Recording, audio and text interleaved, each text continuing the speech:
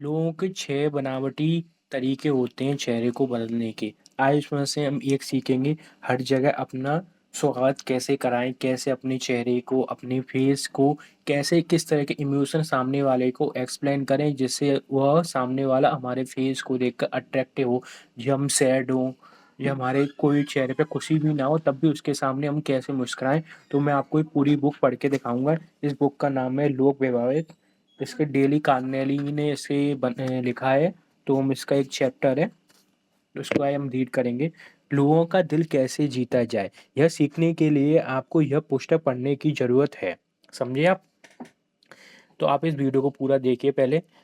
इसकी बजाय आप दुनिया के सबसे अच्छे दोस्त बनाने वाले की तकनीक क्यों नहीं सीखते? वह कौन है? लेखक कहता है वह कौन है?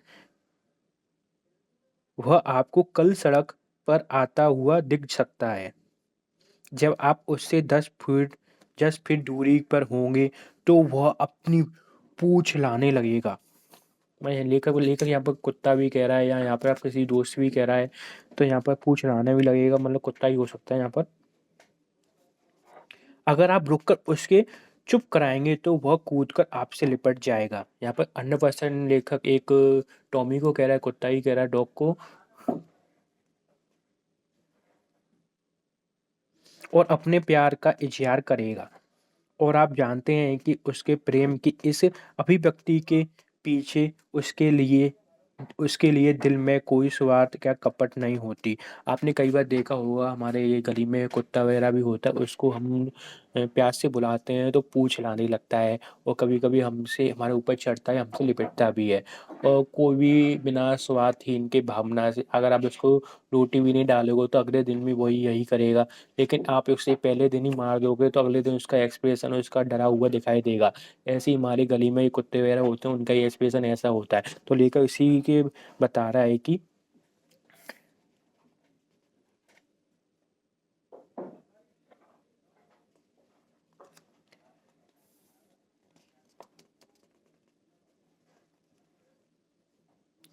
उसने प्रेम की वह अभिव्यक्ति के पीछे उसके दिल में कोई स्वार्थ का कपट नहीं है। समझे आप? वह आपको कोई चीज़ बेचना नहीं चाहता है या वह आपसे शादी नहीं करना चाहता।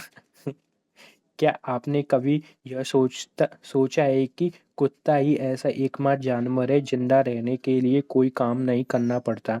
मुर्गी को अंडे देने पड़ते हैं, गाय को दूध देना पड़ता है और चिड़ियों को गाना पड़ता है, परंतु कुत्ता आपको सिर्फ प्रेम देता है, प्रेम के सिवा कुछ नहीं देता। जब मैं 5 साल का था तो मेरे डैडी मेरे लिए 50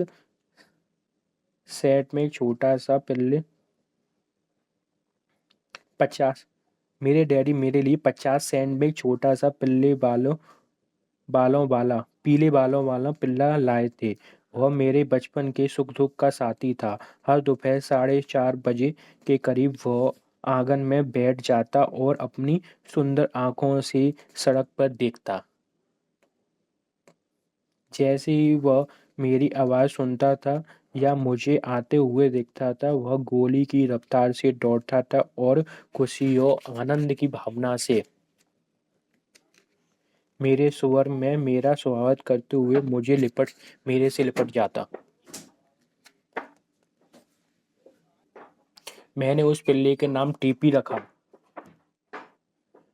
टीपी 5 साल तक मेरा सबसे अच्छा दोस्त रहा। फिर एक दुखद रात को और मैं इसे कभी नहीं भूल पाऊंगा, वह मुझसे 10 कदम की दूरी पर बिजली गिरने से मर गया।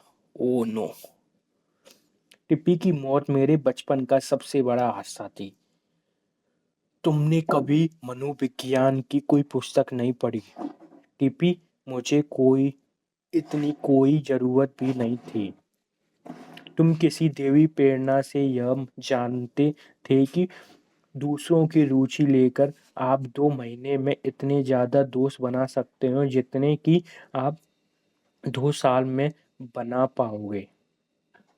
अगर आप यह चाहें कि दूसरे आपसे रुचि ले, मैं इसी एक बार फिर दोहराऊँगा चाहूँगा।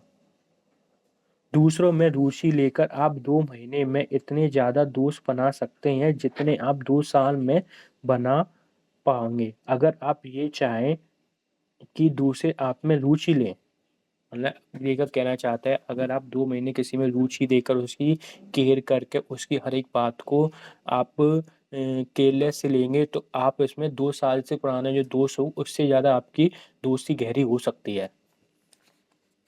परंतु हम सभी ऐसे लोगों को जानते हैं जो इसी बात की कोशिश करते हैं कि दूसरों लोग उनमें रुचि लें और इसी वजह से वे एक के बाद गलतियां करते चले जाते हैं। जाहिर है उन्हें अपने प्रयास से सफलता नहीं मिलती और वे असफल हो जाते हैं। लोगों की आपसे कोई दिलचस्पी नहीं है, उसकी मुझसे कोई दिलचस्पी नहीं है, उसकी दिलचस्पी तो खुद में है। सुबह दोपहर शाम 24 घंटे। न्यूयॉर्क टेलीफोन कंपनी ने यह जानने के लिए एक सर्वे किया कि टेलीफोन पे होने वाली चर्चाओं में किस शब्द का प्रयोग सबसे ज़्यादा बार किया जाता है। आप ठीक समझे। सर्वे में यह पता चला कि मैं सबसे ज़्यादा बोला जाता है। 500 चर्चाओं में मैं 3900 बार बोला गया। इसी तरह जब हम कोई ग्रुप फोटो देखते हैं जिसमें आपकी तस्वीर हो तो आप सबसे पहले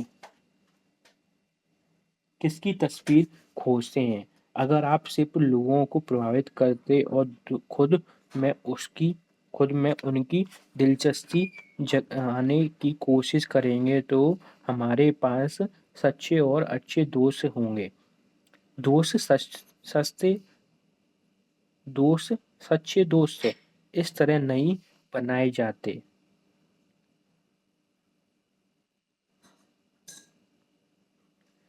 विनया के प्रसिद्ध मनोवैज्ञानिक अल्फ्रेड हैंडलर ने ब्योट lab should mean to nine ब्योट लैब शुड मीन टू नाम की एक पुस्तक लिखी। एक पुस्तक में इस पुस्तक में उन्होंने लिखा कि जिस व्यक्ति की दूसरों लोगों में रुचि नहीं होती उसे जीवन में सबसे ज़्यादा कठिनाई आती हैं और वह दूसरों को सबसे ज़्यादा नुकसान पहुंचाता है। इसी तरह के व्यक्ति ही सबसे ज़्यादा असफल देखने गए हैं। मैंने कहा था किसी जिस व्यक्ति को दूसरों लोगों में रुचि नहीं होती, मैं सामने वाले को चीज़ों में रुचि नहीं होगी उसे जीवन में सबसे ज़्यादा कठिनाई आती हैं। सामने वाले लोगों में वो इंटरेस्ट नहीं लगेगा तो उसके लाइफ में सबसे ज़्यादा कठिनाई आएंगी। इसमें लेखक कहता है कि और दूसरों को सबसे ज़्यादा नुकसान पहुंचाता है। इसी तरह व्यक्ति ही सबसे ज़्यादा असफल देखे गए हैं और वह दूसरों को सबसे ज़्यादा नुकसान पहुंचाता है तो ऐसे व्यक्ति ही सबसे ज़्यादा असफल देखे गए हैं। आप मनोविज्ञान पर टनों पोथियां पढ़ सकते हैं, फिर भी आपके अपने काम का इसे महत्वपूर्ण व्यक्तित्व नहीं मिलेगा। एडलर के इस वक्तत्व में इतना अर्थ भरा हुआ है कि मैं इसे एक बार में फिर इटैलिक्स में दोहराना चाहूँगा। जिस व्यक्ति की दूसरों लोगों में रुचि नहीं होती उसे जीवन में सबसे ज़्यादा कठिनाई आती हैं और वो दूसरों को सबसे ज़्यादा नुकसान पहुंचाता है। इसी तरह व्यक्ति ही सबसे ज़्यादा असफल होते हैं। मैंने एक बार न्यूयॉर्क विश्वविद्यालय में लघु कथा लेखक का एक कोर्स किया। उस कोर्स में एक प्रसिद्ध पत्रिका के संपादक ने हमारी क्लास में चर्चा की। उसने कहा कि मैं अपनी डेस्क पर पड़ी दर्जनों कहानियों में से किसी भी कहानियों को उठा लेते हैं और कुछ पैराग्राफ पढ़ने के बाद उन्हें यह मालूम चल जाता है कि लेखक लोगों को पसंद करता है या नहीं। अगर लेखक लोगों को पसंद नहीं करता, उन्होंने कहा कि लोग भी उनकी कहानी पसंद नहीं करेंगे। यह अनुभवी संपादक कहानी लेखक के सबसे लेक्चर में 2 बार रुका और उसने भाषण देने के लिए क्षमा मांगते हुए कहा, मैं आपको वही बता रहा हूँ जो आपके बहादुरी आपको बताएगी। परंतु याद रखें, अगर आप सफल कहानीकार बनना चाहते हैं तो आपको लोगों में रुचि लेनी होगी। अगर यह कहानीकार बनने के बारे में सही है तो आप आश्वस्त हो सकते हैं कि लोगों के आमने-सामने बात करने के बारे में भी सही है। जब हॉवर्ड थॉमसन ब्रॉडवे ने आखिरी बार अपना शो दे रहे थे तो उस शाम को उसने ड्रेसिंग रूम में था। थॉमसन मानो बहुत जादूगर थे। 40 साल तक उन्होंने दुनिया भर में घूमकर अपना मायावी जाल रचा हुआ था। दर्शकों को दांतों तले उंगलियों दबाने पर मजबूर किया था और जन और जनता को और जनता को आश्चर्यचकित किया कर दिया और जनता को आश्चर्यचकित कर दिया था। 6 करोड़ से भी ज़्यादा लोगों ने उनके शो देखने के लिए टिकट खरीदी थी और उन्हें लगभग 20 लाख डॉलर का मुनाफा हुआ था। मैंने मिस्टर थॉमसन से उसकी सफलता का रहस्य पूछा। इसका स्कूल की शिक्षा से कोई संबंध नहीं था, क्योंकि वे बचपन से ही अपने घर में भाग गए थे क्योंकि वो बचपन से ही अपने घर से भाग गए थे। वे मालगाड़ियों में सवार होकर अपनी यात्रा करते थे, भूसों के ढेरे में सोते थे, घर-घर जाकर अपने खाने की भीख माँगते थे और रेल की पटरियों में आस-पास लगे विज्ञानों को पढ़-पढ़ कर विज्ञापनों को पढ़-पढ़ कर उन्होंने पढ़ना सीखा था। क्या उन्हें जादू का सबसे अधिक ज्ञान था? नहीं। उन्होंने मुझे बताया कि जादू पर सैकड़ों पुस्तकें लिखी हैं। नहीं, उन्होंने मुझे बताया जादुओं पर सैकड़ों पुस्तकें लिखी जा चुकी हैं और 20 लोग उनसे जितना जादू जानते हैं। परंतु उनकी परंतु उनके पास ऐसी 2 चीज़ें थीं जो दूसरे लोगों के पास नहीं थी। पहली, उनमें यह क्षमता थी कि वे स्टेज पे अपना व्यक्तिगत को बेच सकते हैं। वे एक मास्टर शोमैन थे। वे मानव स्वभाव जानते थे। वे अपने हर काम पर, हर मुद्दा, आवाज़ की हर लहर, आँखों उठाने की हरकत की पहले से ही रिहर्सल कर लेते थे। उनकी टाइमिंग परफेक्ट थी।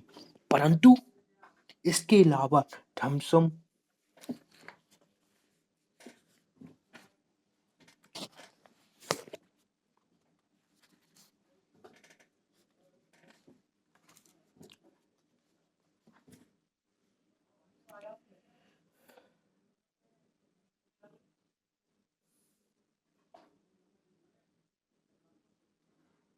हरकत के पहले से ही रिहर्सल कर लेते थे। उनकी टाइमिंग परफेक्ट थी, परंतु इसके अलावा थॉमसन की लोगों में वास्तविकता रुचि थी। उन्होंने मुझे बताया कि जादूगर दर्शकों को देखते हैं और खुद से कहते हैं, मेरे सामने कुछ मूर्ख लोग बैठे हुए हैं, जिसे कोई बुद्धि नहीं है। मैं उन्हें आसानी से मूर्ख बना लूँगा। परंतु थॉमसन का तरीका पूरी तरह अलग था। हर बार स्टेज पर जाते समय वे खुद से ज़्यादा करते। स्टेज पे जाते समय वे खुद से कहा करते थे, मैं कृतज्ञ हूँ कि ये लोग मुझे देखने आए हैं। इन्हीं लोगों के कारण मेरी रोजी-रोटी इतनी अच्छे ढंग से चलती है। मेरी पूरी कोशिश करूँगा कि मैं इनके सामने अपना सर्वश्रेष्ठ प्रदर्शन करूँ। उन्होंने बताया कि स्टेज पे जाने से पहले हमेशा खुद से बार-बार यही कहते थे कि मैं अपने दर्शकों में प्रेम करता हूँ। मैं अपने दर्शकों से प्रेम करता हूँ। मूर्खतापूर्ण बकवास आपको चाहे सोच सकते हैं। मैं बिना अपनी तरफ से कुछ जोड़े हुए आपको दुनिया के सबसे प्रसिद्ध जादूगर में से एक की सफलता का नुस्खा बता रहा हूँ। पेंसिल्वेनिया में रहने वाले नॉर्थ वोरे के जॉर्ज टाइम का प्रसिद्ध सुनिए। 30 साल तक अपने सर्वे स्टेशन पे बिजनेस में काम करते रहने के बाद उन्हें मजबूरन रिटायर होना पड़ा क्योंकि उनके स्टेज की साइट के ऊपर एक नया हाईवे बन रहा था। रिटायरमेंट के बाद रिटायरमेंट के बाद निठल्ले बैठे बैठे वे जल्दी ही बोर हो गए। इसके लिए संगीत के अपने शौक में समय लेने लगे। उन्होंने कई प्रसिद्ध संगीतकों से चर्चा की शुरू कर दिया। अपने विनम्र और दोस्ताना तरीकों से वे सामने वाले संगीतकार की पुस्तक भूमि और अपनी रुचियों में रुचि लेते थे। हालांकि खुद कोई बहुत अच्छे संगीत संगीतज्ञ नहीं थे, परंतु उन्होंने कई अच्छे संगीतकों को अपना मित्र बना लिया। उन्होंने प्रतियोगिताओं में भाग लिया और जल्दी ही अमेरिका के पूर्वी भाग के संगीत प्रेमी उन्हें अंकल जॉर्ज क्नुजिया काउंटिंग के संगीतज्ञ के रूप में जानने लगे। वह अंकल जॉर्ज से हमारी बात हुई जब अंकल जॉर्ज से हमारी बात हुई तो वे 72 साल के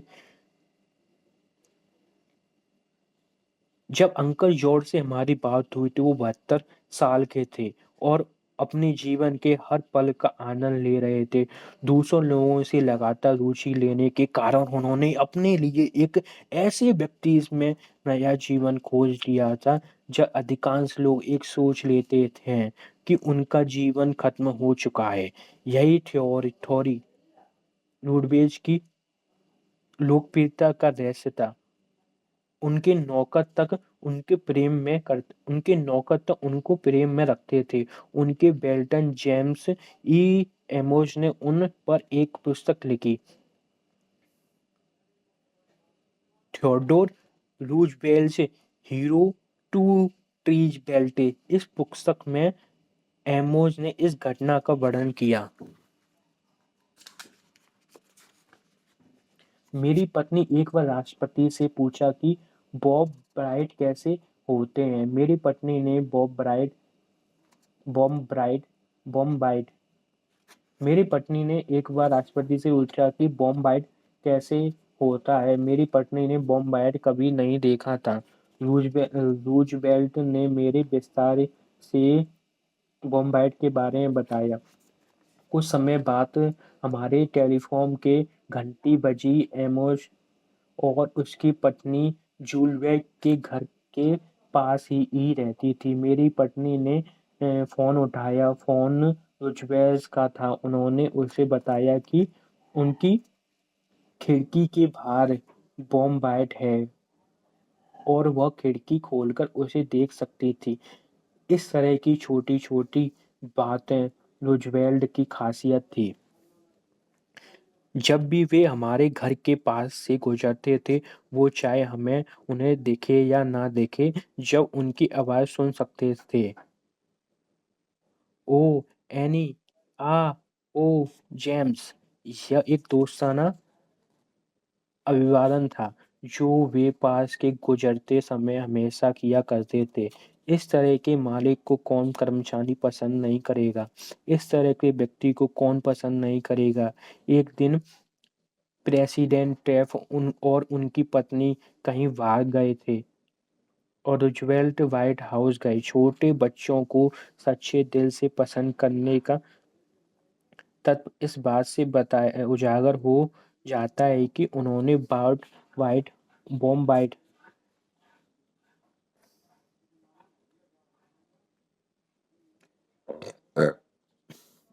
उन्होंने बॉम बाइट के सबसे पुराने कर्मचारी उनके नाम से बुलाया, यहाँ तक कि बर्तन मांजने वाले नौकरानी को भी। परंतु जब उन्होंने एलिस नाम की कुक को देखा तो आखिरी वर्ड लिखते हैं वो उन्होंने उससे पूछा कि क्या वो अब कौन ब्रेड बनाती हैं। एलिस एलिस ने बताया कि वह कभी कभार नौकरी के लिए बनाती हैं, परंतु मालिक लोगों उसे नहीं खाते।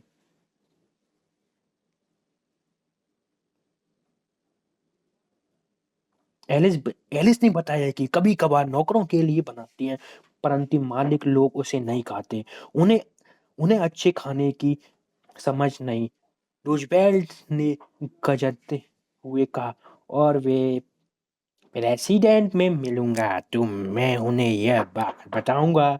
एलिस एक प्लेट में रखा कॉर्नफ्लेक्स लाई और रूजवेल्ट ने पूरे ऑफिस में झूम झूम कर उसे खाया, और जाते समय माली मालियों और मजदूरों का भी अभिभावित किया। उन्होंने इस व्यक्ति को उसी तरह संबोधित किया जैसे तरह से वो किया करते थे। आइक हूवर जो व्हाइट हाउस में 40 साल तक प्रमुख प्रवेश करते, आंखों में आंसू भरकर कहते थे, पिछले 2 साल में यह सबसे दुखद दिन था, और हमने से कोई भी $100 के नोट के बदलने में भी इसे बदलने की तैयारी नहीं होता। महत्वहीन दिखने वाले लोगों ने सूची लेने की यही प्रवृत्ति चैटवेन न्यू जर्सी के सेंट रिजर्वेटिक एडम्बम एम साइट में भी थी, और इस प्रवृत्ति की वजह से उन्हें एक ग्राहक और बनाए रखने का लाभ मिल गया हुआ। कई बार पहले मैं मैसाचुसेट्स क्षेत्र में जॉनसन एंड जॉनसन कंपनी के प्रतिनिधि के रूप में ग्राहकों से मिलने जाया करता था। हैम ने एक दवाई की दुकान में हमारा खाता था।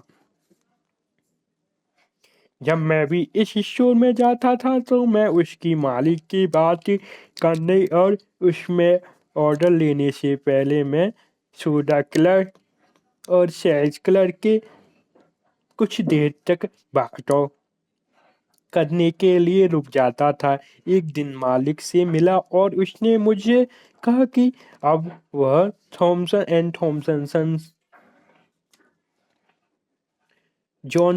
जॉनसन का सामान नहीं खरीदना चाहता, क्योंकि वे अपनी गतिविधियों को फूड्स और डिस्काउंट स्टोर्स में क्रिएट कर रहे थे, जिससे उसकी दवाई को दुकान में को घाटा हो रहा था। मैं बहुत निराश हो गया और मैंने घंटों तक कार में बैठकर शहर का चक्कर लगाते हुए इस बारे में सोचता रहा। आखिरकार मैंने फैसला किया कि मैं वापस जाऊंगा, और स्टोर के मालिक में एक बार फिर से मिलकर उसके सामने अपनी स्थिति को स्पष्ट करूंगा। जब मैंने वापस लौटा तो मैंने हमेशा से ही एक तरह सोडा क्लब और सेल्स क्लब में हेलो किया। उसके बाद मैं मालिक से मिलने गया और मेरी तरफ देखकर मुस्कुराया और उसे मेरा स्वागत करते हुए मुझे सम्मान से दुगना ऑर्डर दिया। मैंने उसकी तरफ से हैरत से देखा और यह पूछा कि कुछ घंटों पहले तो वह मुझे बिल्कुल ऑर्डर नहीं दे रहा था, जबकि अब दोगुना ऑर्डर दे रहा है। मैंने यह वीडियो अपने बोलने को, मैं जो फ्लुएंस नहीं बोल पाता उसके लिए मैंने क्रिएट की है, तो मैं ऐसा अपने एक्सपीरियंस के थ्रू बोल पा रहा हूँ। मैंने अपनी लैंग्वेज को सुधारने के लिए ये वीडियो क्रिएट की है। मेरी लैंग्वेज, मेरा बोलने का शब्द प्रोनाउंसिएशन बहुत ही घटिया है, इसलिए मैंने यह तरीका रिकॉर्ड किया। एक मैं क्रिएटर भी हूँ। जब भी मैं अपनी वीडियो में कुछ बोलूँगा तो मैं वीडियो रिकॉर्ड करके बोलूँगा, जिससे लोगों को यह एक्सपीरियंस मिल पाए। यार मैं क्या बोल रहा हूँ, समझ में नहीं आ रहा। अब मैं पढ़ता ही आता हूँ। इसका कारण क्या है? उसने सोडा फाउंटेन वाले कर्मचारी की तरफ इशारा करते हुए कहा, तुम्हारे जाने के बाद यह सोडा क्लर्क मेरे पास आया। इसने मुझसे कहा कि आप उन्हें गिने चुने सेल्समैनों में से एक हैं जो मालिक के अलावा दूसरे कर्मचारियों से बात करने की जहमत उठाते हैं। उसने मुझे से कहा कि आप बहुत ही अच्छे सेल्समैन हैं। अगर इसे सेल्समैन को बिजनेसमैन दिया जाता चाहिए तो वह सेल्समैन आप हैं। मुझे उसकी बात माननी पड़ी और इस कारण से आपने पहले से ही दोगुना ऑर्डर दे रहा हूँ। मैं ये कभी नहीं भूला हूँ कि दूसरे लोगों से सचमुच दिलचस्पी लेना सेल्समैन के लिए एक बहुत ही महत्वपूर्ण गुण है। वैसे देखा जाए तो यह हर एक के लिए एक महत्वपूर्ण गुण है। मैं अपने व्यक्तिगत अनुभव से जानता हूँ कि अगर हम किसी व्यक्ति के सचमुच दिलचस्पी लेते हैं तो वो चाहे कितना भी प्रसिद्ध या व्यक्त क्यों ना हो, वह हमारी हर तरह ध्यान में अपना समय और सहयोग देगा।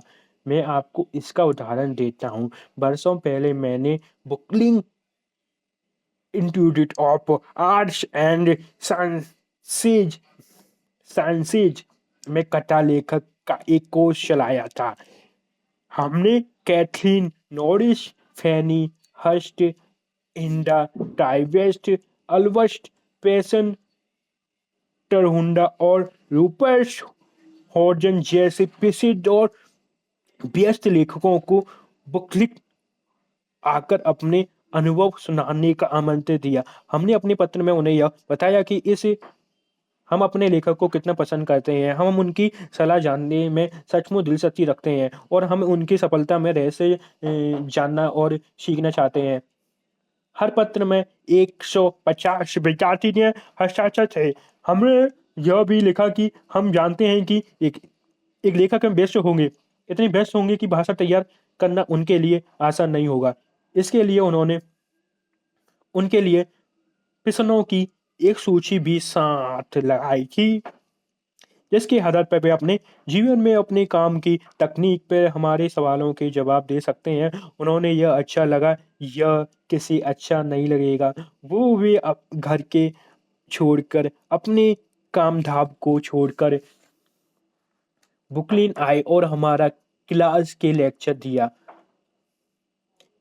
इस तरीके से मैंने थॉमसन रूजवेल्ट के आमंत्रण को cabinet minister Lacy M Thom cabinet authority general George ब्यूच, विक्रम स्वामी, विक्रम लीड एंड रूजवेल्ट और कई अन्य प्रसिद्ध हस्तियों को अपनी पब्लिक स्पीकिंग क्लास में लेक्चर देने के लिए राजी कर लिया। हम इस यहाँ से लेकर इस पैराग्राफ में दिखा दूँ, यहाँ से लेकर मैं यहाँ तक एक बिना रोके पढ़ूंगा एंड मैं मुँह फाड़ फाड़ के पढ़ने वाला हूँ। ऐसे मेरा ये टंग है अच्छी तरह से ओपन हो जाए एंड जल्दी जल्दी पढ़ूंगा। आप सभी चाहे हम फैक्ट्री में मजबूर हो, ऑफिस में क्लर्क हो या सिंहासन पे बैठे सम्राट हो, हम सभी ऐसे लोगों को पसंद करते हैं, हमारी प्रशंसा करते हैं। उदाहरण के तौर पर जर्मनी के कैंसर को ही ले। प्रथम विश्व युद्ध की समाप्ति के समय पूरी दुनिया सब उसमें नफरत करती थी। उसका अपना देश भी उससे खिलाफ हो गया था और उसे अपनी जान बचाने के लिए हॉलैंड भागना पड़ा। करोड़ों लोग उसे इतनी ज़्यादा नफरत करते थे कि उसका बस चलता कि वो छींटते छींटते कर देते या उसे जिंदा जला देते। जब सारी दुनिया उससे नफरत करने लगी थी तब वह एक छोटे से बच्चे से कैंसर एक सादा सच्चा पत्र लिखा। उसने तारीफ और प्रशंसा साफ झलक रही थी। उस छोटे से बच्चे ने लिखा था कि दूसरे लोगों के चाहे कुछ भी सोचे या कहे, उसकी नज़र में विलियड की ही जर्मनी का सम्राट थे और वे उसे सदा प्रेम करता रहेगा। जर्मन सम्राट इस पत्र को पढ़कर बहुत ही प्रभावित हुआ और उसने छोटे बच्चे को मिलने के लिए बुलाया। बच्चा आया, उसकी माँ भी साथ आई और सम्राट ने बच्चे की माँ से शादी करते ली। छोटे बच्चे की लोगों की दिल जीतना छोटे बच्चों को लोगों का दिल जीतना सीखने के लिए प्रभावित करने की कला सीखने के लिए किसी किताब को पढ़ने की जरूरत नहीं। वह सहज अनुभूति से जानता था कि ऐसा कैसे किया जाता है। मैंने पैराग्राफ पढ़ लिया। 29 तारीख हो गई मेरी। अगर हम सच में दोस्त बनाना चाहते हैं तो हमें दूसरे लोगों के लिए कुछ करना होगा। ऐसे काम जिससे हमें ऊर्जा और विचार की जरूरत होगी। जब duke of Britain prince of Wales थे तो उन्होंने दक्षिण अमेरिका का दौरा करना चाहता था। वहाँ से पहले उन्होंने महीनों तक स्पेनी भाषा सीखने में मेहनत की ताकि वे वहाँ से नागरिक वहाँ के नागरिक वहाँ के नागरिकों वहाँ के नागरिकों को उसी देश की भाषाओं में संबोधित कर सके। और वहाँ से दक्षिण अमेरिकन लोगों को यह बहुत पसंद आया। कई साल में मेरी आदत है कि मैं अपने दोस्तों को जन्मदिन याद रखता हूँ कैसे। हालांकि ज्योति ज्योतिष में मेरा जरा भी विश्वास नहीं है। घर में सामने वाले से पूछता हूँ कि क्या उसके अनुसार जन्मदिन और व्यक्ति के स्वभाव में कोई संबंध होता है। फिर मैं उनसे उनकी जन्म तिथि पूछता हूँ। वे अगर वे कहते हैं 24 नवंबर तो मैं मन ही मुस्कुराता हूँ। 24 नवंबर, 24 नवंबर। और जैसे ही मेरे दोस्त की पीठ मेरी तरफ से होती है मैं उसका नाम और जन्म लिख लेता हूँ और बाद में इसी अपनी बर्थडे बुक में नोट कर लेता हूँ। हर साल में शुरू में ही मैं इन जन्मतिथि को अपने कैलेंडर में पेड़ में लिख लेता हूँ ताकि वो मेरी नजरों के सामने रहे। क्या समझदारी है। जन्मदिन आता है तो मैं चिट्ठी या टेलीग्राम में भेज देता हूँ। इसका इतना अच्छा प्रभाव पड़ता है कि शायद दुनिया में मैं अकेला ऐसा व्यक्ति होऊंगा कि जो किसी उसका जन्मदिन याद रखा। अगर आप दोस्त बनाना चाहते हैं, अगर हम लोगों का दिल जीतना चाहते हैं तो हमें लोगों को उत्साह से मिलना चाहिए। जब कोई आपको फोन पर बात करे तो भी आपको उसी उत्साह का प्रदर्शन करना चाहिए। इस तरह हेलो बोलो कि हेलो बोलो कि सामने वाला को लगे कि आप उसी बातों को करने को है हो रही हो। कई कंपनियां अपने टेलीकॉम ऑपरेटर को इस तरह की बात करना सिखाती हैं कि उसकी आवाज की टोन में उसी तरह से उत्साह प्रदर्शित हो। सामने वाले को यह महसूस होना चाहिए स्वाद यह लगता है कि चाहिए कि कंपनी उसका ख्याल रखे। कल जब हम फोन पे बात करें तो इस बात का झंझोरी याद रखे तो उस में सचमुच दिलचस्पी लेने से न केवल आप लोगों के अपना दोस्त बना लेते हैं बल्कि आप अपनी कंपनियों के ग्राहकों को स्थायी भी बना सकते हैं। न्यूयॉर्क के national bank of north America के अंक में पत्र प्रकाशित हुआ। इस मेडलिंग रोजमेंट का नाम की एक ग्राहक ने लिखा कि मैं आपको यह बताना चाहता हूं कि मैं आपको स्टार में कितने प्रभावित हूं। सभी कर्मचारियों विनम्र, मददगार और मधुभाषी है। इतना अच्छा लगता है कि जब लंबी लाइन में इंतजार करने के बाद टेलर मधुर आवाज में आपको स्वागत करती है। पिछले साल मेरी पाँच पिछले साल मेरी माँ 5 महीने तक अस्पताल में रही। अक्सर मैं पैसे निकालने के लिए टेलर काउंटर में बैठी मेरी पैसलोसी के पास जाता थी। उन्होंने मुझसे हर बार मेरी माँ की तबीयत के बारे में पूछा। मैं सचमुच उनको लेकर चिंतित थी। क्या आपको इस बात में कोई संदेह है कि मिसेज रोजमेर उस बैंक की ग्राहक बनी रहेंगी। न्यूयॉर्क की ही एक बड़ी बैंक ने चार्ल्स आर वॉल्श को किसी कॉरपोरेशन के बारे में गोपनीय रिपोर्ट तैयार करने का काम सौंपा।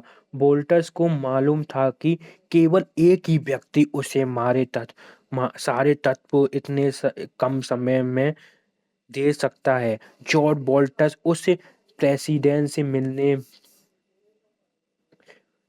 उस प्रेसिडेंट से मिलने गए तो एक महिला ने दरवाजे के अंदर अपना सिर डाला और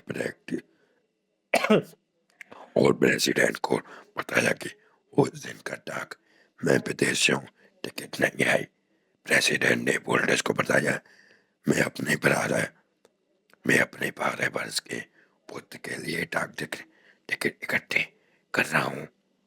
वोल्टर्स ने अपनी समस्या बताई और सवाल पूछना शुरू कर दिया। प्रेसिडेंट ने गोल्फ ने जवाब दिए जो ना तो स्पष्ट थे ना ही वोल्टर्स की समस्या को सुलझाने में सहायक थे। कंपनी का प्रेसिडेंट बात नहीं करना चाहता था और यह साफ था कि उसने उसने बातें नहीं उगलवाई जा सकती थी। कुल मिलाकर इंटरव्यू सचमुच और व्यस्त साबित हुआ। हमारी कक्षा के सामने यह कहानी सुनाते हुए बोल्टस ने बताया कि सच कहा जहाँ तो मैं नहीं जानता कि सच कहा जहाँ तो मैं नहीं जानता था कि परिस्थितियों में क्या किया जाएगा। फिर मुझे याद आया कि उसने सेक्रेटरी ने क्या कहा था, डाक टिकट 12 साल तक, 12 साल का पुत्र। और मुझे यह भी याद आया कि हमारे बैंक में विदेश विभाग के डाक टिकट इकट्ठे करता था। हर देश में आने वाले पत्रों को डाक टिकट हमारे संग्रह में थे। अगले दिन मैं उसी प्रेसिडेंट से मिलने गया तो मैंने यह संदेश भिजवाया कि मैं उसके पुत्र के लिए कुछ डाक टिकट लेकर आया हूँ। मुझे बहुत जल्दी बुलवाया गया और उसने मुझसे इतनी गर्मजोशी से हाथ मिलाया जैसे वह संसद का चुनाव लड़ने जा रहा हो। उसकी आंखों में दोस्ताना चमक थी और उसके चेहरे पर मुस्कुराहट थी। जब उसने डाक टिकटों को देखा तो बहुत खुश हुआ। हाँ, ये मेरे जॉर्ज को बहुत पसंद आएगा। और वो वाला डाक टिकट कितना सुंदर है। हम आधा घंटे तक डाक टिकटों के बारे में बात करते रहे। उसने मुझे अपने बच्चों की तस्वीर भी दिखाई। इसके बाद उसने मेरे द्वारा चाहिए जानकारी अपने आप दे दी, जबकि मैंने इस बारे में कुछ भी नहीं कहा था। 1 घंटे से भी ज़्यादा समय तक उसने मुझे वह सब बताया जो उसे मालूम था।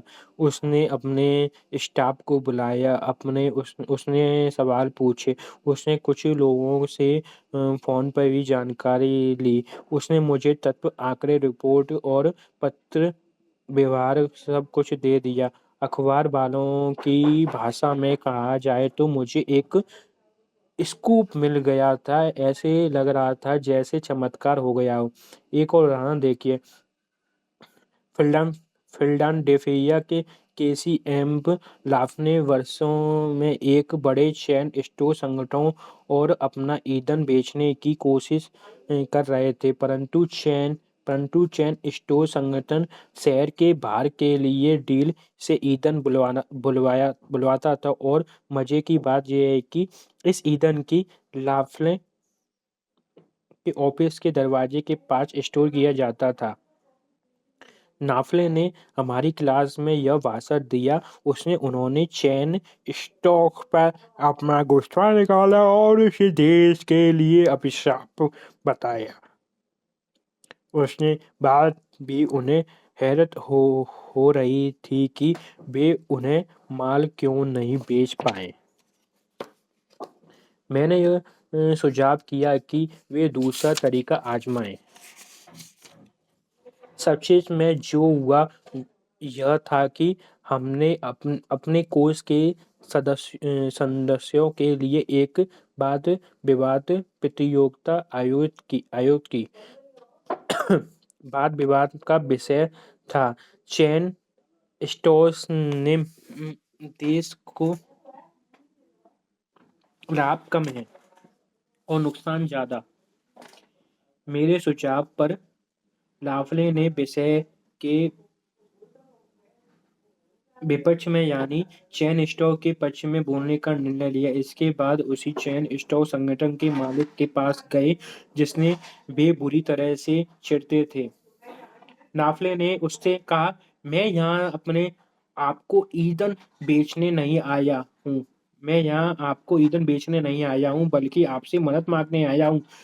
फिर उन्होंने वाद विवाद प्रतियोगिता के बारे में बताया और कहा, मैं चाहता हूं कि आप मेरी मदद करें। कोई दूसरा व्यक्ति मुझे इसके लाभों के बारे में उतने आंकड़े और जानकारी नहीं दे सकता जितने कि आप दे सकते हैं। यह प्रतियोगिता जीतना चाहता हूं और यह प्रतियोगिता जीतना ये- मैं ये मैं यह प्रतियोगिता जीतना चाहता हूँ और मैं आपकी मदद से ही इसे जीत सकता हूँ। बाकी की कहानी आप नाफले के शब्दों में ही सुनिए। मैंने इस व्यक्ति के केवल 1 ही मिनट समय का मांगा था। इसी शर्त पर वह मुझसे मिलने के लिए तैयार हुआ। मैं जब उस उनसे मेरी बात सुनी तो उनसे मैं दोबारा पढ़ता हूँ।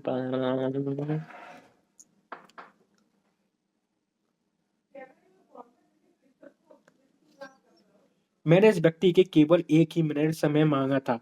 इसी शर्त पर वह मुझसे मिलने के लिए तैयार हुआ था। मैं जब उससे उनसे मेरी बात सुनी तो उनने मुझसे 1 घंटे और 47 मिनट तक बातें की। उसने एक और एग्जीक्यूटिव को बुलवाया और जिसने चेन स्टॉक्स पर एक पुस्तक लिखी थी। उसने नेशनल चेन स्टॉक एसोसिएशन को फोन करके मेरे लिए इस विषय पर हुई वाद विवाद प्रतियोगिता के रिपोर्ट भी मांगकर मुझे दी। इसी विश्वास था कि चेन स्टॉक सचमुच मानवता की सच्ची सेवा कर रहे हैं। इसके लिए बात पर गर्व था इस उसे इस बात पर गर्व था कि वो समाज के बहुत बड़े हिस्से का भला कर रहा था।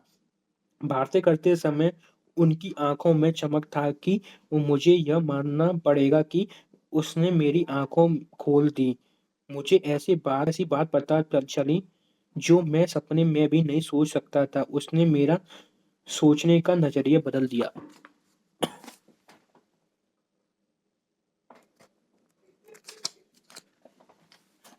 जब मैं चलने लगा तो वे मुझे दरवाजे को छोड़ने आए। उन्होंने मेरे कंधे पर हाथ रखा और मुझे प्रतियोगिता के लिए शुभकामना दी और इसके बाद मुझसे कहा कि मैं इनके परिणाम के बारे में बताने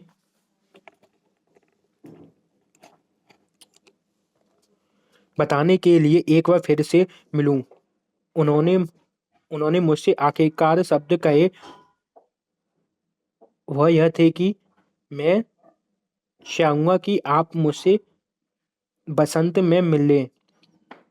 मैं आपको ईंधन का ऑर्डर देना चाहूँगा। मेरे लिए तो यह किसी चमत्कार से कम नहीं था। मैं सालों से उसी ईंधन बेचने की कोशिश कर रहा था, पर वह मेरी बात सुन ही नहीं रहा था।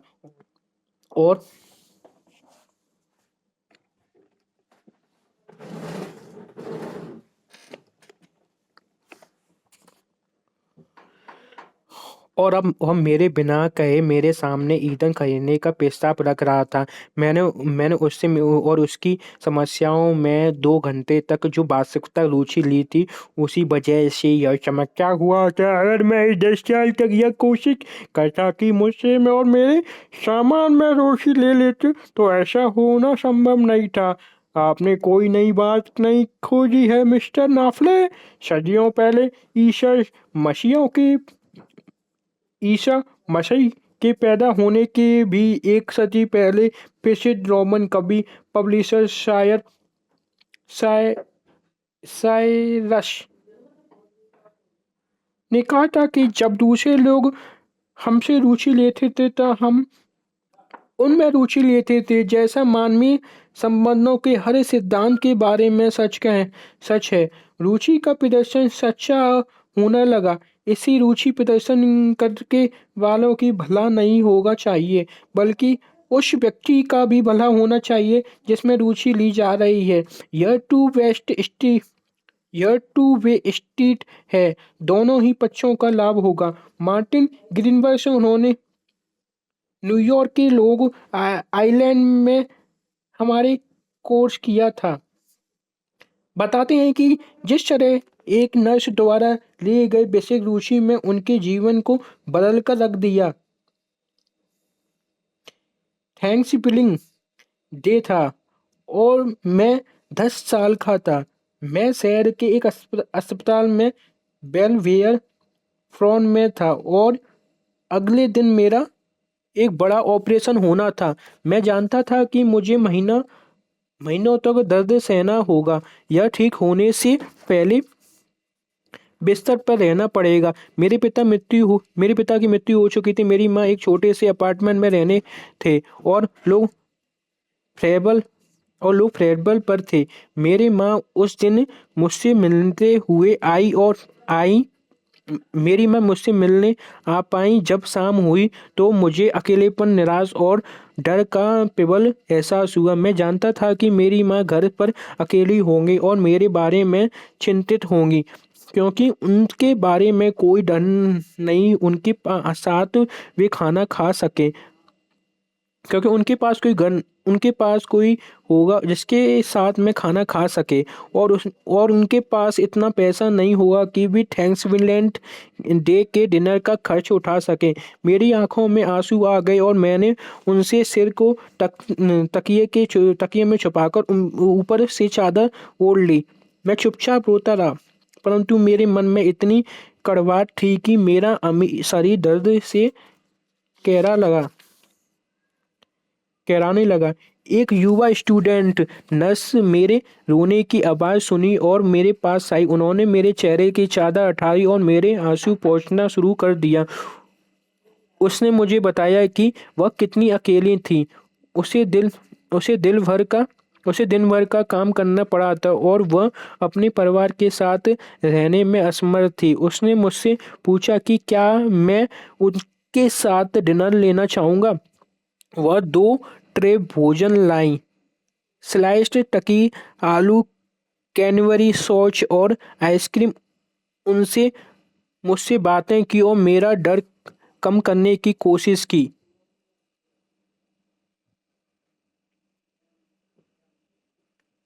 हालांकि उसकी ड्यूटी शाम 4 बजे खत्म हो जाती थी, परंतु अपनी इच्छा से वह रात 11 बजे तक रुकी। उसने मेरे साथ गेम्स खेले, मुझसे बातें की और मेरे साथ तब तक रही जब तक मुझसे गहरी नींद नहीं आने लगी।